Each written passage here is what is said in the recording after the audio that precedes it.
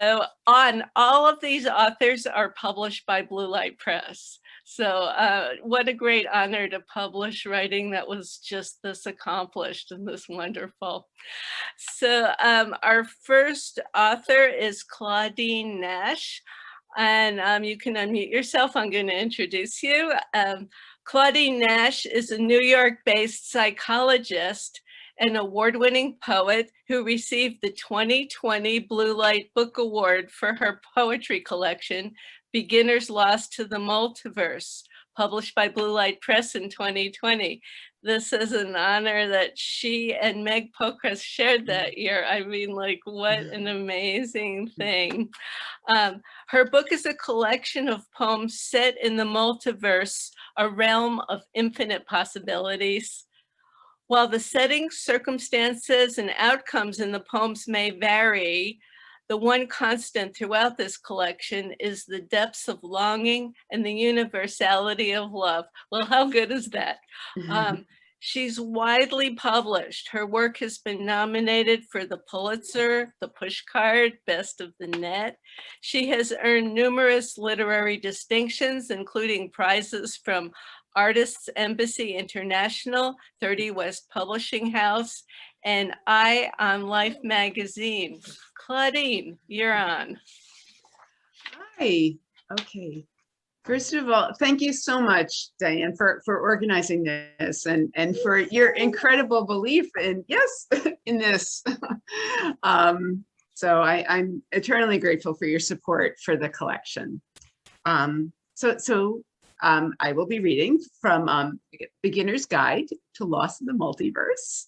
And as Diane mentioned, it's really a fictional love story that's set in the multiverse, where the same moment or feeling can unfold in dramatically different looking worlds, or sometimes it's a similar looking world, but the outcome differs.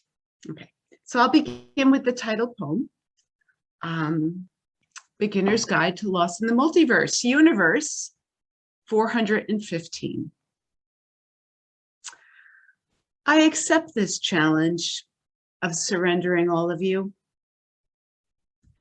Every notion of us that could exist in some other time or space, but recklessly allow myself 2 pieces of light.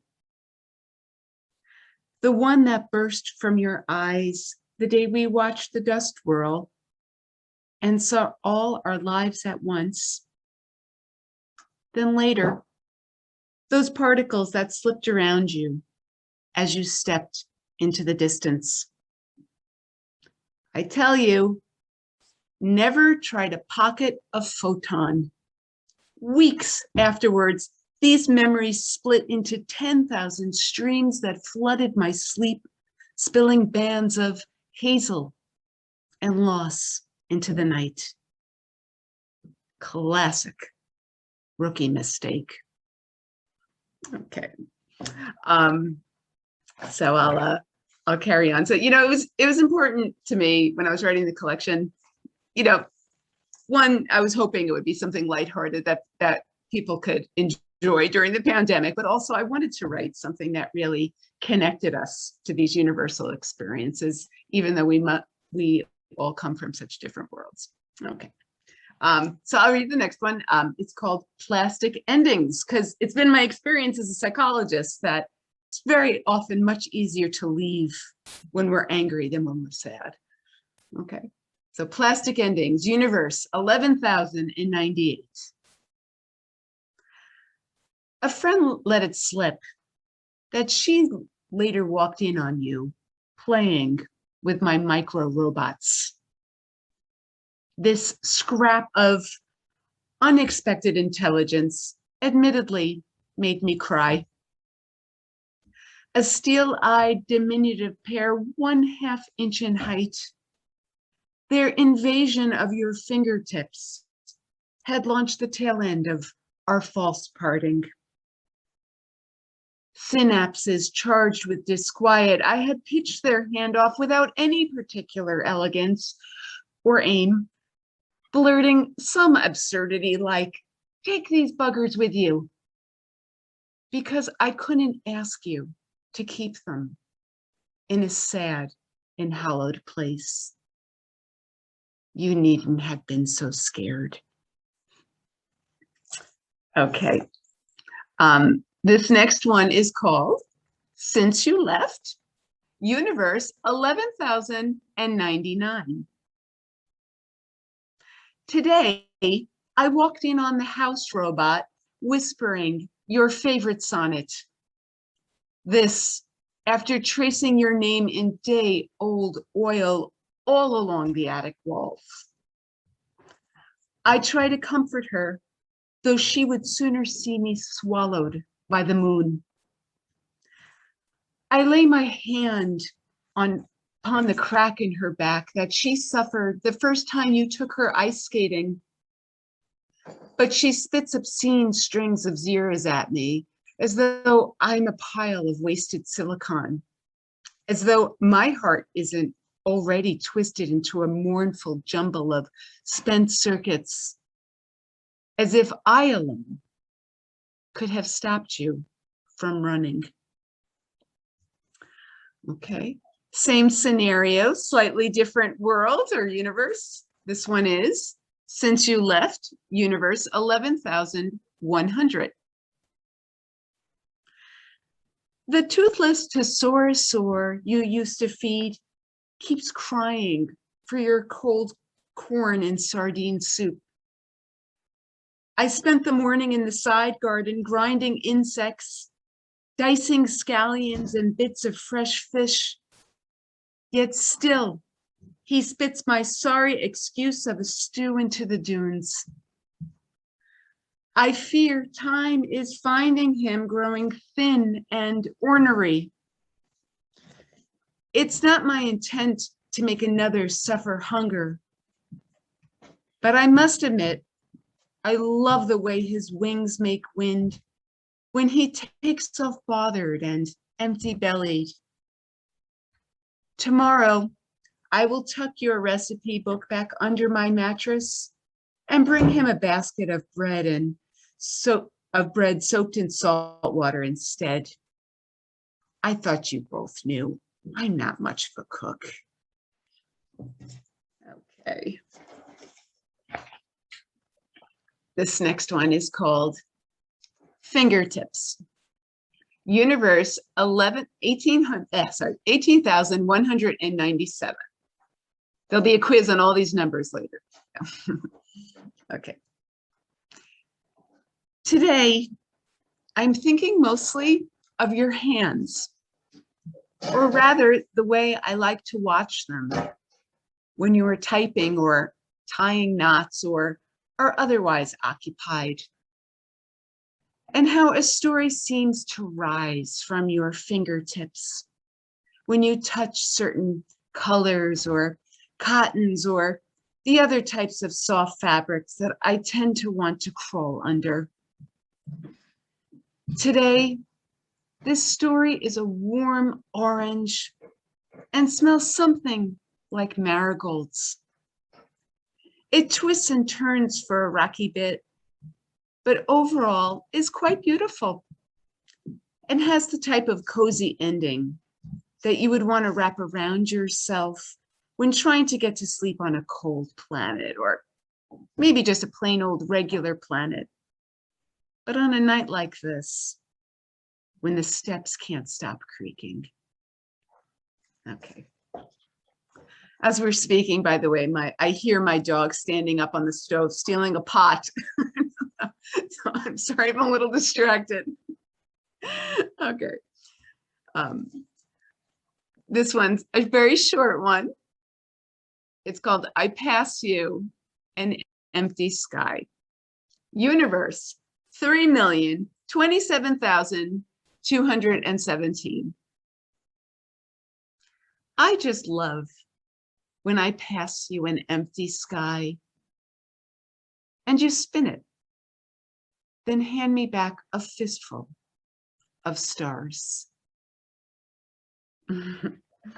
Okay. I'll read one more from this section and then a few more from another section. This one's called Pretend You Were Talking. Universe, 3,082,018.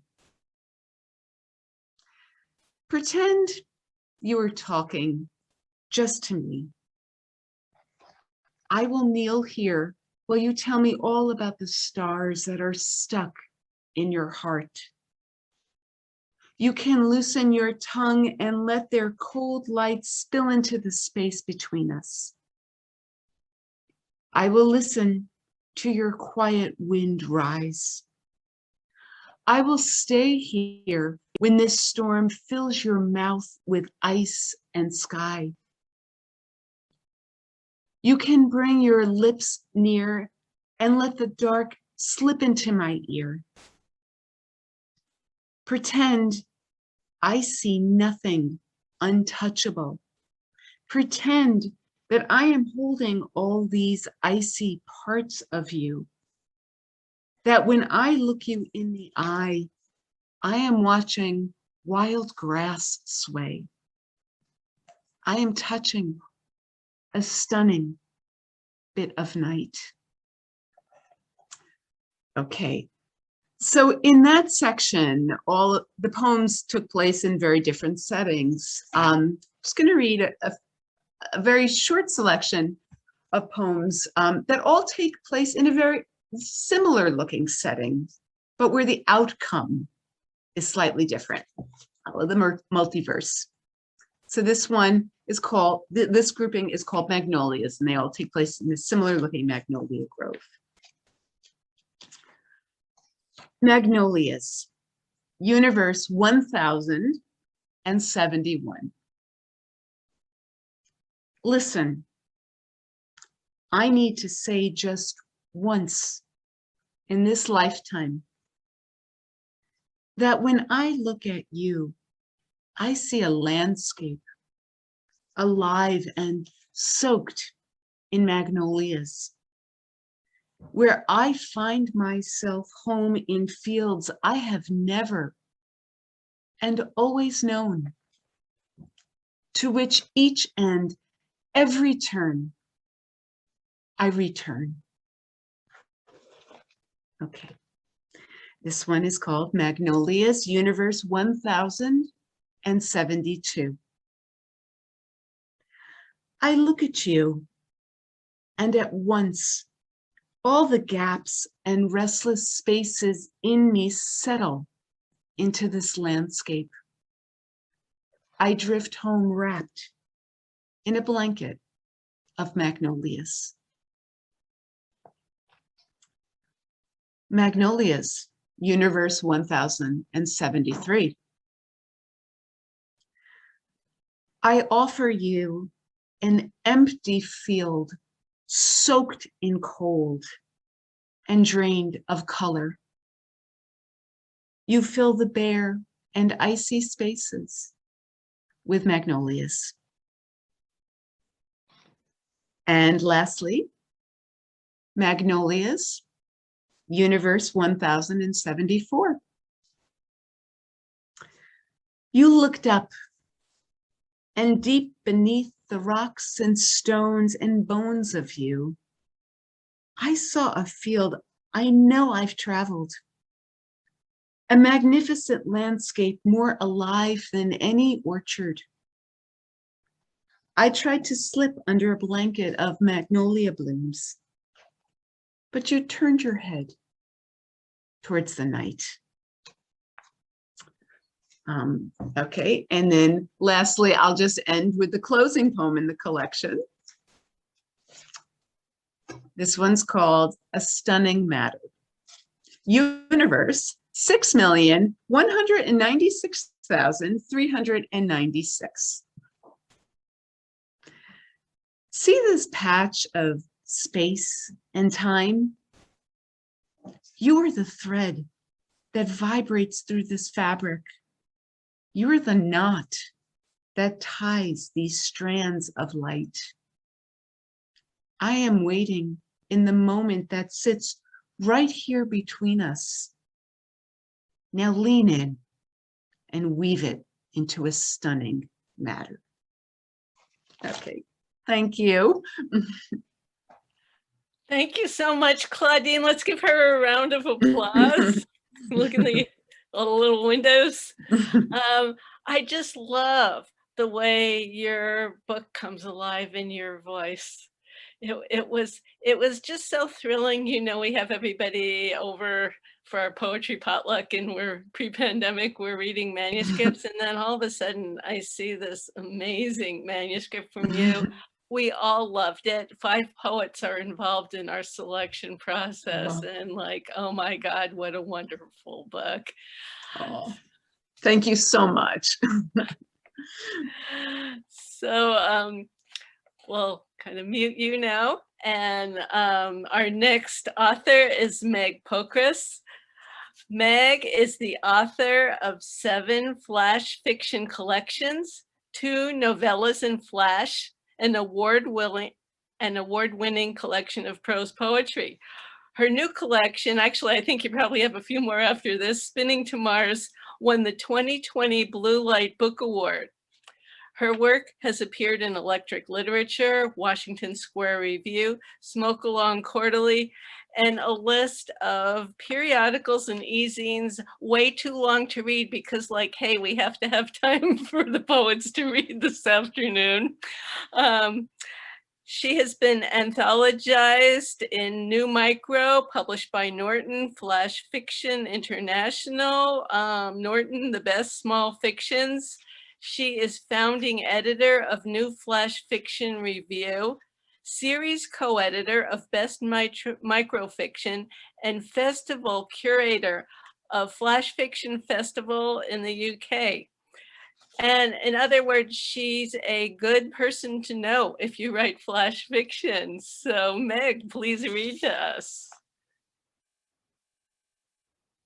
And you can unmute yourself. Hi, can you hear me okay? Perfectly. Okay, great. Thank you so much for doing this for us, Diane. It's a real honor to read with all of you, with Claudine and Francine tonight here in the UK anyway. So I'm gonna just, these are all really tiny micros. They're really, really small. I'm just gonna read them one after the other. I'll read the first, I'll read the first, I don't know, 12 or so, but it's basically, Spinning to Mars is basically a fictional memoir of micros about a character who grows up with an absent father, and the early loss keeps popping back up, and different stories in different ways in various characters' lives. But so I'm just going to launch right in, and I'll read the first story. It's called Ride to Mars. See the red planet in my eyes, kitten, Dad said, teeth stacked up like snow cones. Only vertical trip worth taking.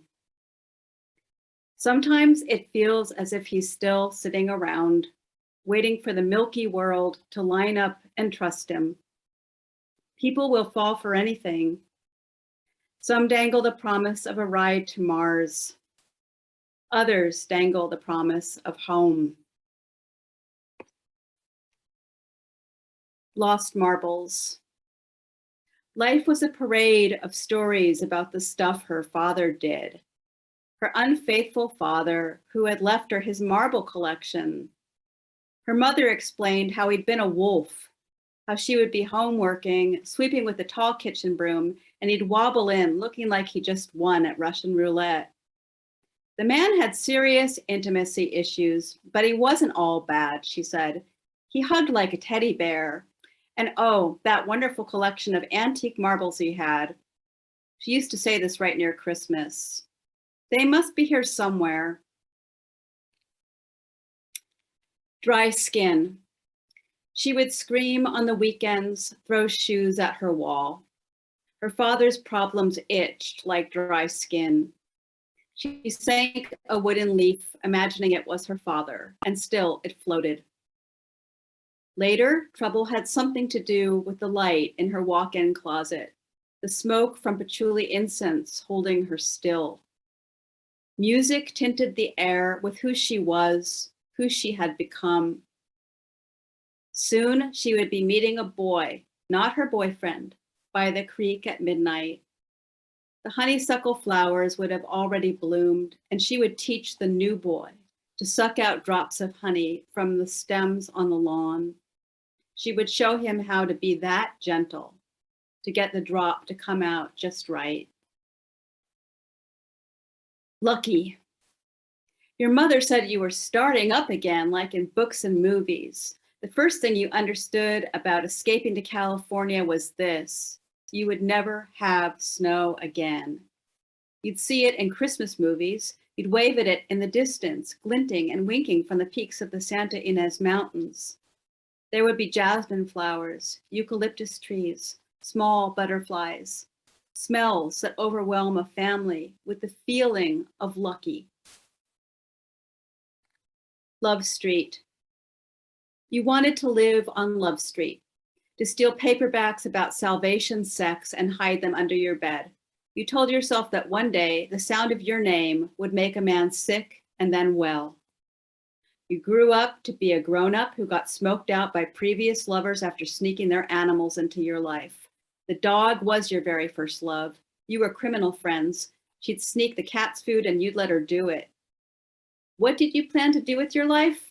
Escape normalcy. Find a man with a dog and a walk-in closet and make yourself sick and then well. Feel better when smoking a man's calmness. Boy music. You're 15 and a boy is coming over. He bounces like music but looks like a human frog, all buggy-eyed and bubble-cheeked. You're not sure why you want to touch him. On the way to school, he walks beside you, careful not to interrupt your gait. You let him kiss you on the mouth. He lives near the racetrack, waits like a shadow. We're too young for anything, you say. You kiss each other's faces, but the melody comes later, behind the cafeteria. Moments with crochet hooks. Back then, she and her mother waited for the phone to ring, for money to plump itself up and walk through their door. Moments passed with yarn and crochet hooks. She made hats that never fit, put them away in a trunk with games they didn't play. She twirled her hair like twine. Her mother sat alone on Saturdays, yelled at politicians on television. She dreamt about kissing the bubble-cheeked boys who ran around the playing field. Wave riders. The thrill of pony rides, the quiet of a tourist park in October, the feeling that her father was looking at her, but she couldn't remember his face. Growing up on the warm beaches, her belly button was open to the world like an eye, watching for trouble. Boys were called conch and bong. They rode waves and she watched them. Night heron. She spied him on the platform, standing flamingo-like, one clog on the ground, stretching his quadriceps. It seemed the air around him was moving toward a decision. His outer layer was shiny and black. Shards of memory hung from his face. She was splendid back then, her heart soft as a persimmon. He spied her too, right as the train was curling into the station. She tried to work the odds, to fish for her gloves while making her way closer. Since then, she's felt bug-bitten and small. He was shorter than her, with a night heron slouch, gelled up feathers nobody has ever been able to identify. Custodial. You recall the dreams in which he came back to you, the cracked leather diner seat poking into your thigh when he told you he was leaving you his Christmas cactus, how the plant was going to need a safe home. You worried about killing it, said, I don't know how to take care of things. Still, you watered his plant, learned to admire the gaudy red flower. Talk to it, he said, but never analyze it. Hitting back. Her mother, saltier than anyone else's mother, sitting on the toilet seat, door ajar, talking freely about how she had never been loved. How her father, in the early days of their courtship, had probably been the closest call. She imagined her father slumped over a steering wheel, daylight squinting through his t-shirt, white hairs on his arms like dead grass. One day, she'd see him in a different world, perhaps, and she'd ask him about it, about this accident and the others. Maybe he'd been driving in the middle of the night and struck a moose. Nobody had let them know any of the details. They were too far removed from his life. But she'd heard of people hitting animals, and animals, in the throes of death, hitting back. Light as fluff. Once you came across a story in the paper about a child who followed her father into the Siberian wilds. 2 weeks later, with her arms cut to shreds, someone found her alive. The Good Samaritan interviewed described her as a miracle. Light as fluff, she was hardly there, they said. Picked her up and carried her to a better place. Hammer toe. Now you awake with your mother's hammer toe. In this tightness, you have become her. How often she told you it hurt. You never knew exactly what to say. You do not know how to comfort yourself since she died, so you complain about your hammer toe to anyone who will listen. This is how you communicate with your mother, who now lives inside your little toe. Hips. In young adulthood, men liked your hips. They thought they looked capable of pushing a good baby out. As predicted, he popped out right on time, no drugs necessary. Man, that baby's swarthy, a nurse chirped. A few random husbands followed, smiling their way up through family photos, poking their heads out from the past. A few more. Lasso. Driving from station to station, her customers were gas station managers. She sold them advertising-enhanced cash register tape, the stuff most customers threw out. Her eyes grew tired, so she practiced in the mirror. The trick was to position the tape around a station owner's shoulders like a lasso, to get them laughing and touching it, eager for whatever came next. Back at her office, she'd add up the numbers and snap off the ends of her hair. Times Square, 1989. You sang songs nobody wanted to hear.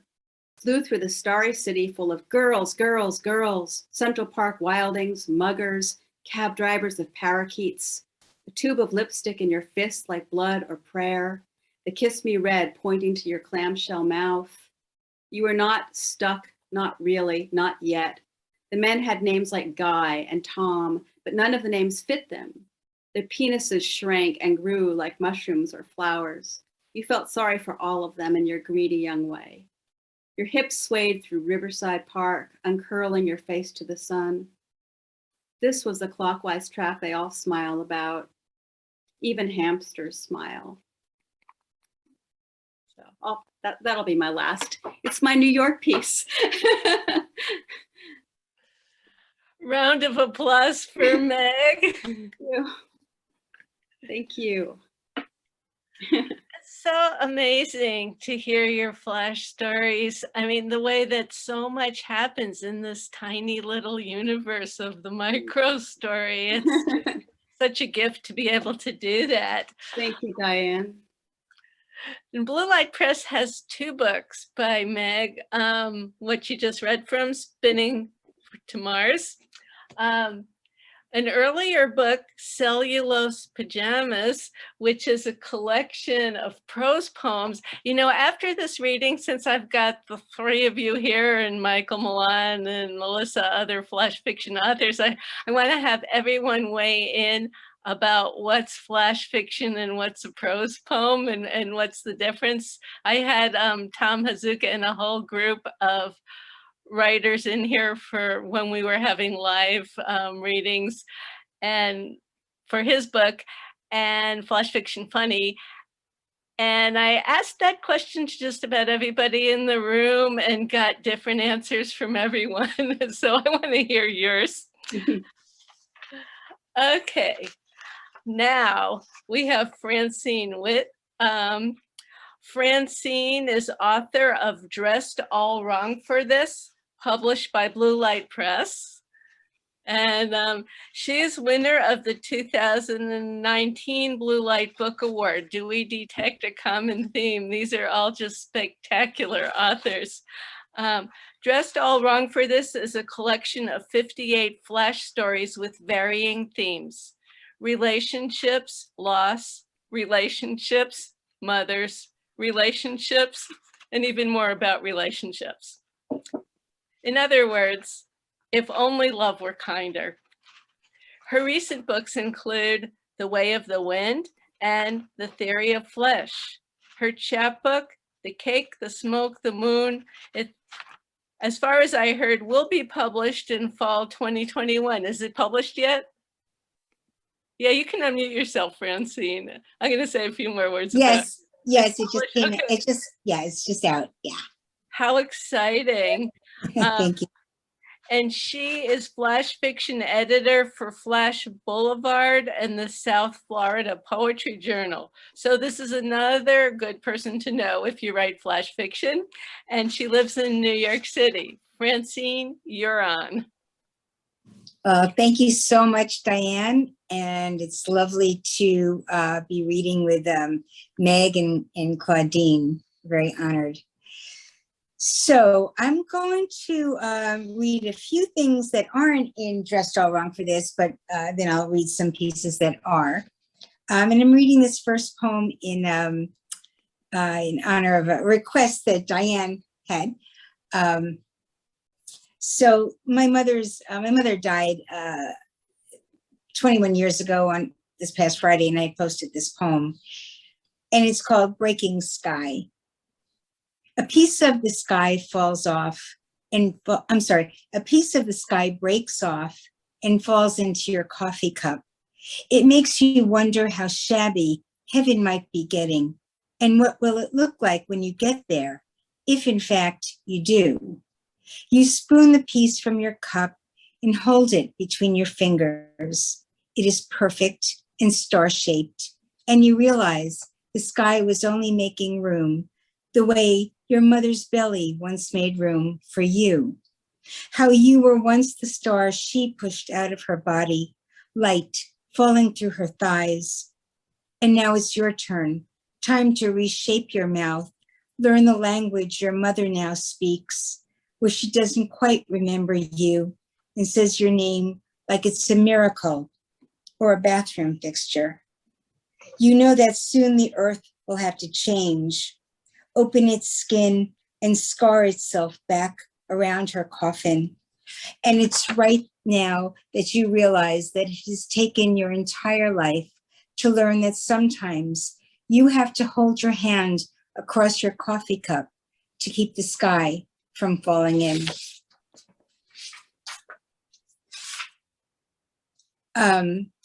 This is a prose poem, and I will defend that later. This is called If I Turn Animal. All fangy and hunger knows things might look up. The river wouldn't look as dirty, carrying the sins of upstream, all shit and litter and leftover light from last night's tired moon. If I turn animal, stretch out long and lean, dig my paws, really plant them into the damp, hungry soil, I might start to see the river again as quench and cool, surrender myself to its dark, unanswered questions. If I turn animal, tooth and claw, my only words, then maybe the world starts to listen. Maybe you start to listen. A tint of blood from a torn sky colors the water, and maybe the words of a million children start to flow into a million ears. And maybe the river finally answers its question, the water going mudless for once, and the hands of the children get filled, but stay open and ready for more. And everywhere seeds plump up and burst, and the foot I've been limping on all day toughens up at the heel, steals up around the toes, the whole thing going hoof-like, split and sure. And the mountain in front of me goes flat, like a father's back when he leans down and tells his kid to climb on. And the river to my right goes gentle, lapping softly now, like the tongue of an animal settling onto the floor of the forest, happy, content after a kill. More about the river. This is called The River's Wife. Each night, I ask him if he still loves me. He tells me instead how he started, handfuls of rain and mountain streams, how it trickled into a muscled flow. I ask him again, and that's when he goes back to hiss and spin. I give up and head home, lonely, cutting my feet on scrags of rock and fallen twigs. Some nights I wake up, go to the kitchen, turn on the faucet full blast, water fingers lacing my own. My father warned me, said that the river is made up of tears from all the fish that never made it out to sea. He said he was a river once, a foaming, raging twist of a man who lured my mother from the banks, how she gave up girl-like to his tumble and roar, how I myself am part river, how if I listen close enough, I can hear the whoosh that is louder than the beating of my heart. This is a flash fiction. It's called Cab Ride, and it's in the new book, in my new, The Cake, the Smoke, the Moon. Cab Ride. The meter starts, numbers twisting and ticking away, and it doesn't matter because numbers are a made-up thing, like love. The city outside whirs by, men hammering buildings together, baby carriages and store signs, all of it blurry and Monet. I'll put this painting in my head with the others. The cab driver is 55 or 80, a hug of gray hair around his head. I don't think much about cab drivers. I figure they like it that way. My mother, of course, is dying. The cab driver drives past the hospital. Wait, I tell him. I said St. Elizabeth's. I know, he says, switching off the meter. Let's go look at the river instead. I've heard of things like this, kidnappings, hijackings. 1 minute, my mother was asking if I wanted my eggs scrambled or fried. The cab driver's eyes are in the rear view. Hospitals can wait a few minutes, he says. My daughter, he continues. She was only 5. When we get to the river, the slap of an autumn morning as we step out of the cab, all around us, the usual joggers, the seagulls climbing the sky. Those birds, he says, they have this sense of direction. It's built into their wings. We get back into the cab. We head to the hospital. I open the window and let in a whoosh of air, a sudden swoop underneath my arms.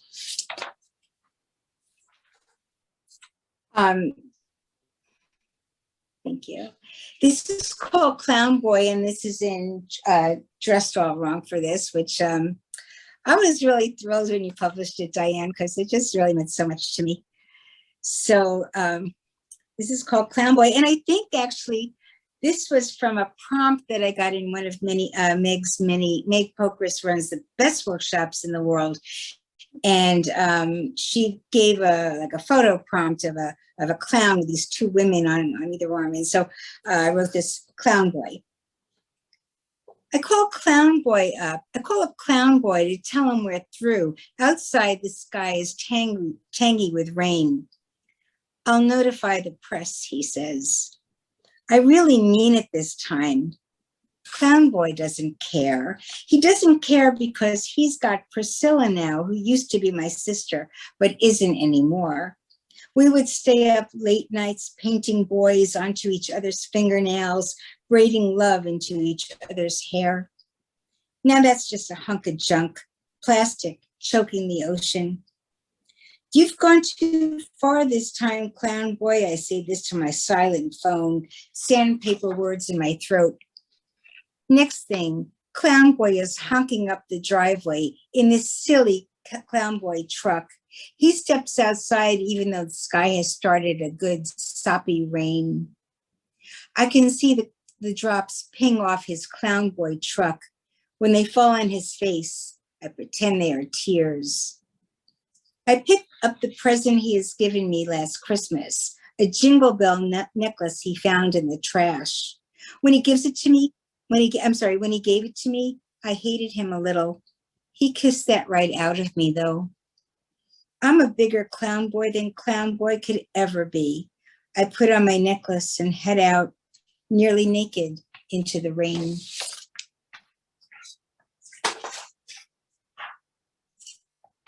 When Michael turns fish, he doesn't understand. He's clueless in the conference room, fiddling with his slide presentation, his brain flipping and flapping in the waterless air. As his skin scales over, he is thinking of Margaret, his wife, how she will never accept him as fish and might just run off with Gustav, her guitar instructor, who after 1 whole year has only taught her 3 chords. As his arms tuck in and he is left with fins, he drops the projector remote, and no one even offers to pick it up. And he doesn't mind for himself, but more for Celeste, who might not enjoy that he has no arms, no hands, and can no longer hold her for long, strokey hours on Motel Thursdays. His legs are gone, and there goes his hair. His nose juts forward and his eyes are on either side of his face. He can clearly see Celeste playing footsie with Clark from Legal. And it's just as well when he tries to speak, but his mouth just opens and closes and opens and closes, and nothing comes out because what does he really have left to say? And is that Gregor, the summer intern who went on and on about wanting a job exactly like Michael's? Is he really standing over there in the corner right now, wriggling a worm onto a hook?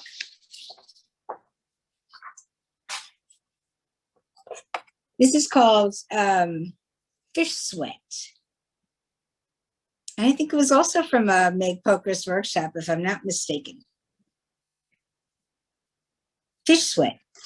All over the counter and in our bungalow kitchen, my mother, a bandana tying up her tired hair. My mother asking me how bad I want to eat. These fish are a mess, she says, all slime and goo and fish sweat. No such thing as fish sweat, I think, but my mother has never, not once in her life, called a thing what it really is. Every so often, she stops to stare out the gingham window to see if my father's car is pulling up. He says he was going back to that fishing shack we stopped at last night to pick up some bait, where he asked the young woman who ran it what was the best place to fish on the lake.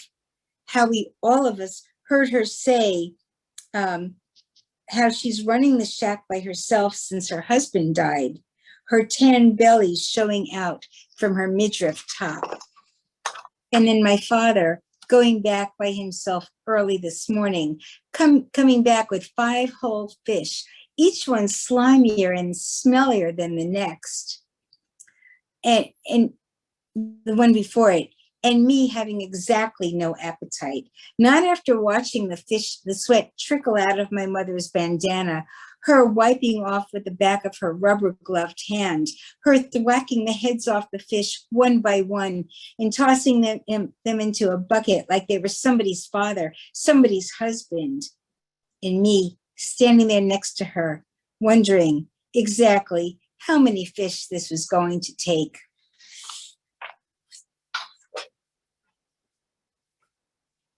This is called Gladys, pear woman, near 50, wants to break every mirror she sees. She wants to, needs to stop looking.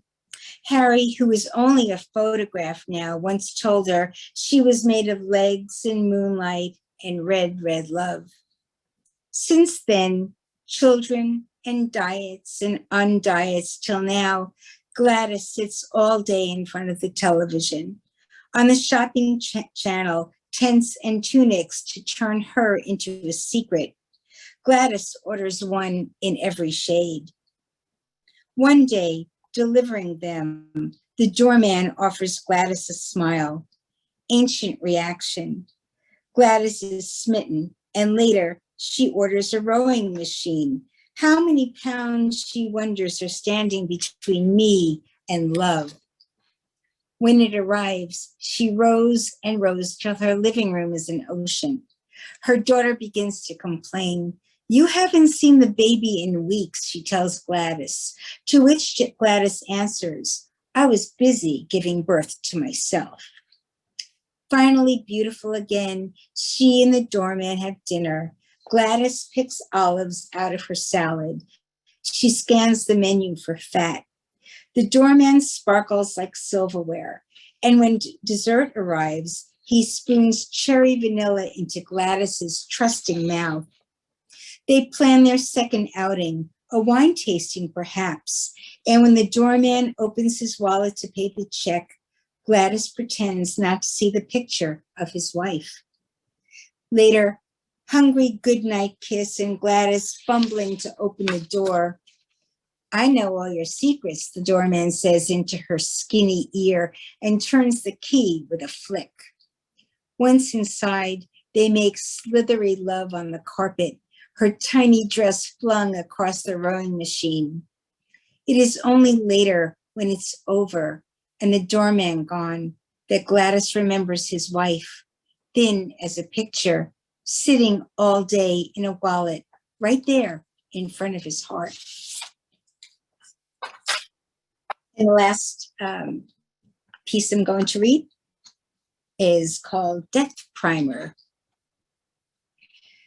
Some of you have asked what it will look like when you are dead. Let me demonstrate by lying down on this cold, slabby marble. Pretend my chest isn't moving with breath. Pretend my closed eyes don't flutter. You might wonder why I am lying on my back. You might wonder why no one is ever buried on their side, curled up like a fetus. After all, they are just a baby now in the afterlife. As you can see, the symbolism would be too obvious. Remember, someone will be by to put makeup on you, rouge your cheeks, slick back your hair. Some of you will actually look better than you do right now. The good thing about dying is no one will have that you don't have to think anymore. No one will blame you for your bad decisions. No one will ask you where you put the remote. When news of your death gets out, someone will shed a tear for you. Someone will say they saw you last week. Think about the people who will make casseroles for your poor, hungry family. Think about how good you would feel. Think about everyone you ever knew and what they will be doing when they hear about your accident, overdose, heart attack. They will all have the same exact thought. They will all shake their heads and think they could have been nicer to you. They will probably be right. Thank you very much. Thank you so much, Francine. Round of applause. Best we can do on Zoom. So powerful to hear you read, and I just love your new work. I just, it's just so exciting. As poets and writers, we all want to be moving forward. And again, if people want to unmute for a moment, let's get a real round of applause for Claudine, Meg, and Francine.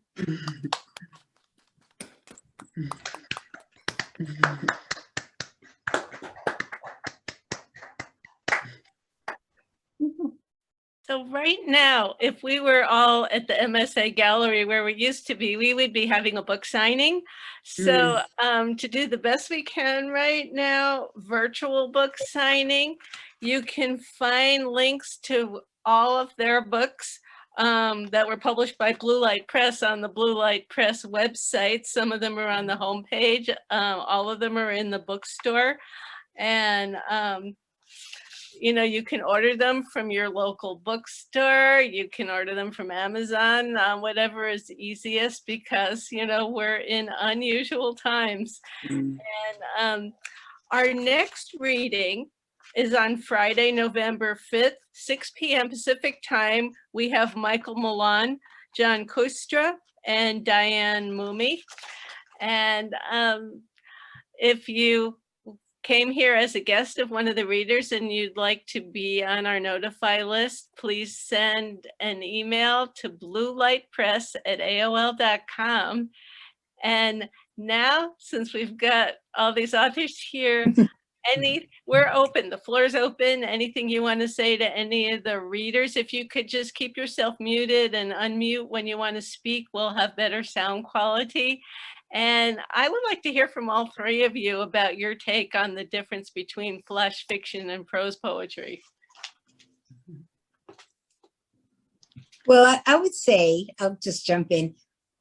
To me, the difference between basically poetry and fiction is that fiction tells a story and poetry could tell a story, but doesn't have to.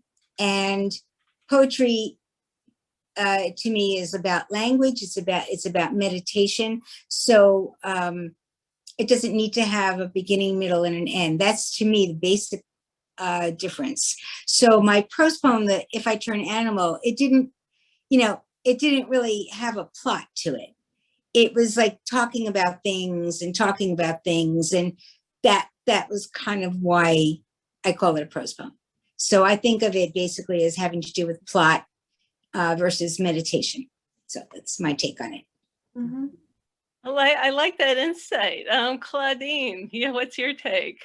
Yeah, I'm learning from Francine. So I've never written flash. To me, it's a fascinating genre that I'm learning more about, and I love it. But I mean, Meg, Francine, your work's just amazing. It's just such a pleasure to hear it. But I love that description, Francine. It made complete sense to me. So okay, thank you. One of the reasons I paired you, the three of you together, is that Claudine, your poems could also work at flash, multi-universe. Meg, if you can unmute yourself. I do agree with Francine that typically prose poetry is a little quieter. There's less of a plot. But then when you look at Russell Edson, the great Russell Edson, who was, maybe one of our greatest prose poets ever, all of his prose poems have plots. You really can't generalize. But typically I tend to think that prose poetry tends to be more language driven, and flash fiction tends to be more character driven. It's just really, often it's just really what you want to call a piece, and it's whether a piece works. And I think people worry a bit too much about labels these days, and it's sort of a big thing in academia. Ooh, what's prose poetry? It's just, I don't know. I mean, but because they're all generalizations, but I do think prose poetry tends to be a bit quieter and more reflective and internal, and flash tends to have more of a narrative arc or a plot, if you will.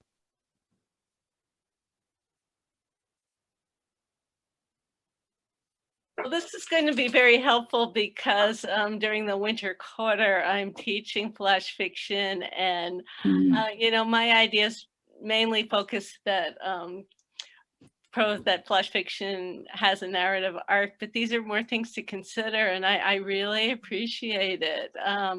Floor's open. Anyone else have anyone they want to say about this, or anything they want to say to any of the readers? You can just unmute yourself if you want to talk. I have a question. I would like to hear if you make a distinction between flash fiction and flash nonfiction. I think it depends on what the writer wants to say about their work. A lot of my pieces are creative nonfiction, but I just don't sort of say it. Like the pieces in Spinning to Mars are really about me. They're almost memoir, but I just didn't. I wrote a lot of them in third person and so forth. But if I mean, flash fiction can be written in nonfiction. I mean, flash creative nonfiction, flash. It's becoming very popular, and there's a great magazine for it called Brevity. And well, there are a number of great magazines for it, but I say Brevity would be the gold standard. But yeah, I hope I answered that. That is, and I agree with you about labels. That's just, and a lot of times you get into writing something and you don't know what it's going to be until later. Yeah. There's there's also a genre called hybrids that's becoming very popular. I see that a lot in journals when I'm looking to submit. So we accept poetry, fiction, and hybrids, which I think sort of covers if you don't know exactly what to call it. It's somewhere, maybe it's like written in a paragraph form. It's not exactly. They're more experimental. Yeah. Yeah. It's sort of, you're not really quite sure, but yeah. But the question about nonfiction and fiction is like very, it's very blurry sometimes. I mean, the poem I wrote about my mother, I don't think of course I'm always influenced by life, and a lot of that was true about my mother. And but I wasn't thinking about being faithful in the sense of I'm going to like write this exact story, but it turns out that it was like a lot of it was true. Yeah. So you write, of course you can't help but write about things that you know something about. Otherwise, how could you write about them? But you can invent stuff and that's why I don't write solid nonfiction, because I want that freedom to, twist things around and, not, and, I've written some nonfiction pieces and then I get very sad when I read them and I call them nonfiction. It's like, oh, this really happened. It just brings up a lot of stuff that I don't really People do approach you personally when you write a piece of creative nonfiction. They think they can talk to you about your life. Yeah. It opens up a conversation that you might not want to have, Right. Yeah. Very true. It's one of the reasons that I write fiction instead of memoir, although Yeah, right. because I need the freedom to be inventive and I don't want to be stuck with whatever happened, even though that's Exactly. Yeah, because we're stuck with it Exactly. anyway. Yeah. So like feel unstuck for once, Right. I think, for me, the term creative nonfiction would be it's the true story. It's factual, but I told it in a more creative way, that being, I think of the creative part as being language. And it's not just straight reporting, like, you're reading a newspaper article and you just want to get through, like, what are you trying to tell me? Whereas creative nonfiction, it may be more lyrical. It may be, there are like passages in there that the reader might stop and want it, like, oh, that was really nice. That was nice writing, which I don't think is the job of a newspaper article necessarily. When you think of something like The Glass Menagerie by Tennessee Williams, I mean, that supposedly was really his life. Right. But, He was Tom. Yeah. But they elevated the language and created lyricism. Yeah. Right. One of the things I really love about memoir is that some of the things that happen, you just couldn't make it up in your life. Yeah. But I'm, thinking about my photo memoir, Letters from a Sacred Mountain Place, which is about my 450 miles trekking in Nepal. It goes all over the place. I just never feel like I need to stick with, Sure. certainly not the outer world, and my inner world goes all over the place. But I just want to thank the three of you again.